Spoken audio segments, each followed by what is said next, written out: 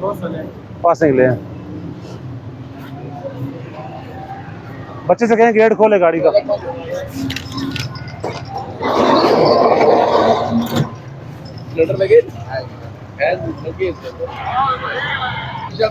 इधर नीचे आए बच्चे, एक मिनट।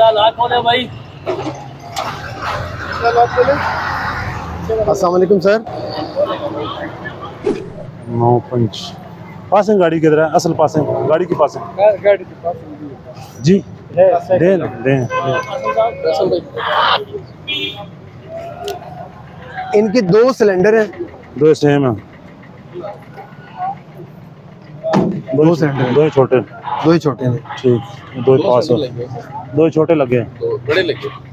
60 लीटर वाले दो। सर वो अपना 90 लीटर में है। 60 लिखे दो। ये 60 के इन्होंने लिखे हैं, लेकिन इन्होंने अल्ट्रेशन करके ना प्रोविजन इसकी ली है, लेकिन इन्होंने लगवाए जो है ना वो 90 लीटर वाले हैं। सिलेंडर छोटे आ रहे हैं इधर, आपने बड़े लगाए हुए हैं।